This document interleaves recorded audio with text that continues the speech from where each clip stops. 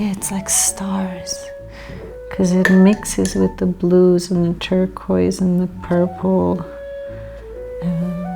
and kind of like seeps into the paper, and it actually glows. It's shiny, it glows like stars. So beautiful. So I always liked painting, especially for color. Like, I always got excited about color. I thought color is the best thing about painting. But anywhere, you could be just looking at something or somebody on the street, and then there's like I really like those old graffitis that are in certain neighborhoods, especially rugged neighborhoods, where it's like an interaction of many different people, plus old buildings, plus some dirt. And then, you know, some of those colors really pop. They're like really alive. So yeah, then I get really excited about those. Like puntitos, making points is like right here there's meditation. And watercolor, I always liked oil paint because it's got this, that's the thing, oil paint has this texture and this color that's incredible, that's unmatched. You know, it's very alive. And lately, with these watercolors that I found, these have gotten this amazing color palette that just everything has like a very alive vibration. So I'm just making puntitos, well, right now, and then kind of feeling with every brush stroke how it interacts with the shape next to it, the shape and the color next to it, and feeling whether that's balanced or not. And if it's not balanced, then I add another stroke. And like, it happens so automatically that I don't even realize it. My whole body like scans for harmony. It's like, is this harmonious? Is this harmonious? Is this? And I can feel it. I think that they're artists, not in the typical sense, not in the make pretty pictures kind of sense. They're artists because they're creators, you know, of their own lives, and also if they are to sit down and like paint that, then they would create themselves in a painting. And I think that's just as valid as anything.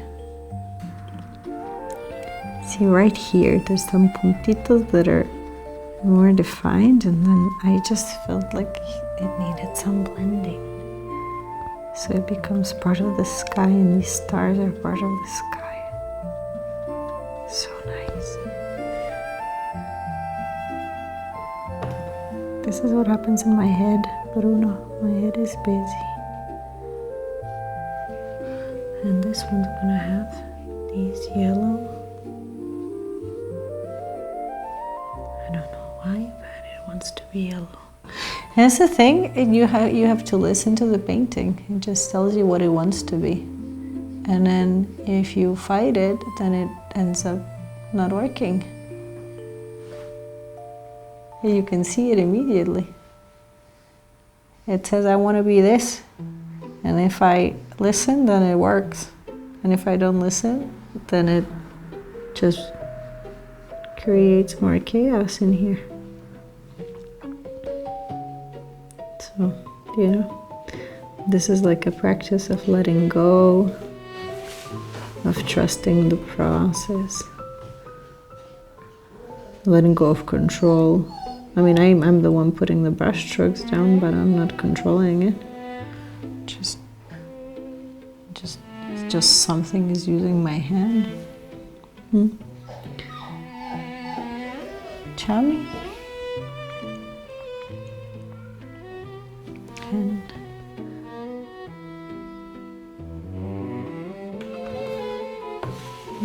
it's like a nice discovery thing. This is a flower now. Also, I painted upside down just now. Look, I didn't think about any of it.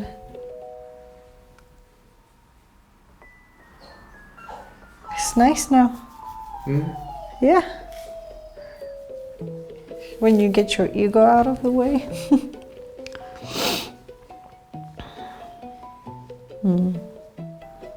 But now that I paused, you see my ego is in here.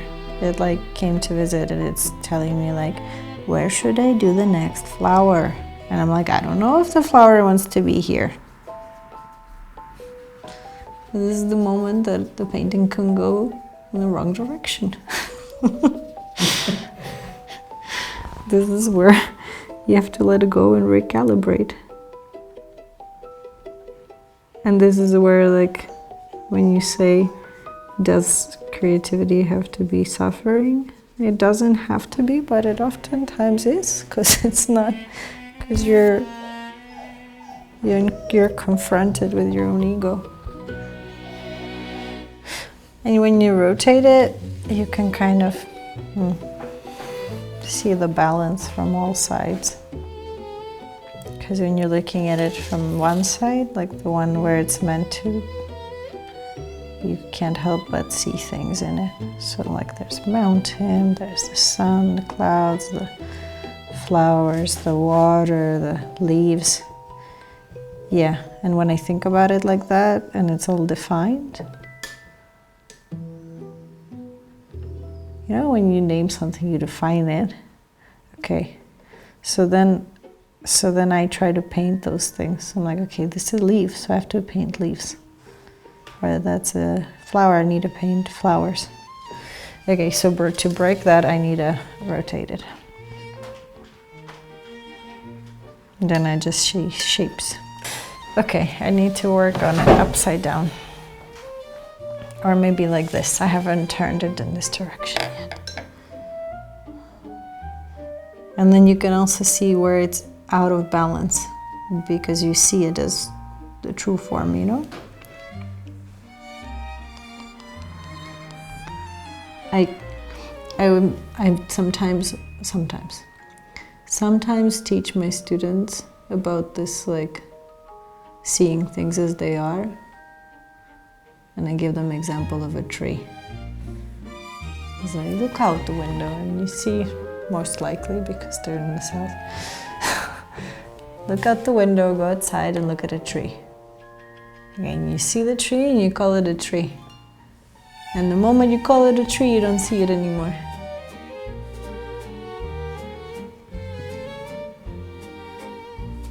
And that's what happens here. Like a part of this thing that I'm doing here is actively putting effort into forgetting what it is that I'm painting. So I could see things for what they are. Like shapes of color and things. And even that, there's like too much of a definition.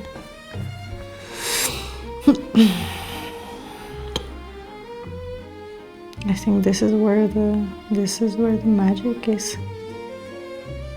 Yeah, I think this is where painting is absolutely amazing. It can teach like so much. How there's that life always talks to you. It always communicates. And the only thing you need to do is just to listen and obey life. And the problem is that we don't know how to listen. But it always talks, it always says things. And it always wants to point you in a direction that you actually want to go to.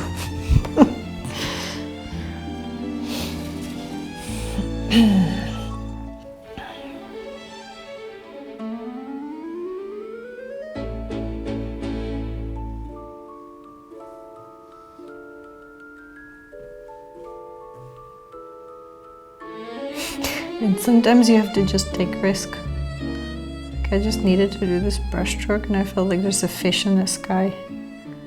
And then I was like, if I put the fish in the sky, what's gonna happen then? See? So then like the fear arises. And then you decide to go through it or not.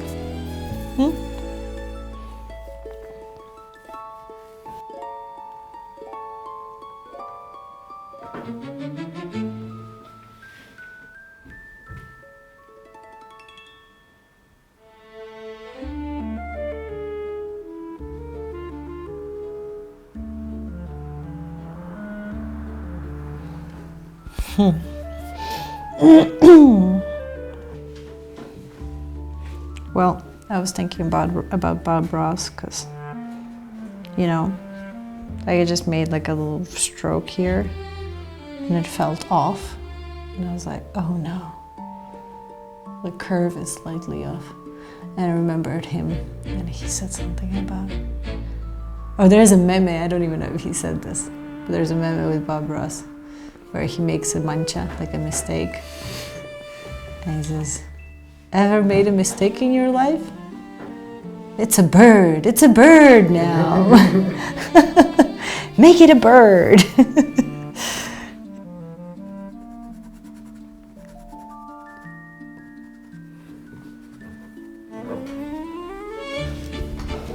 It's magical, isn't it? Yours makes me think of Christmas.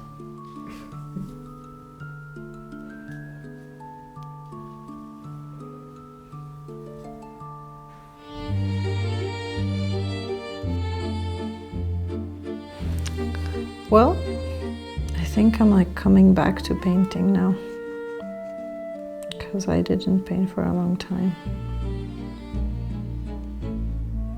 But it used to be like what it is for Aurora. It like took me out of this world. And then I went to study art and everybody told me what to do with it. And they said, if you have to have a defined style, you have to only paint in watercolor, you have to only paint in oil paint. And they killed it.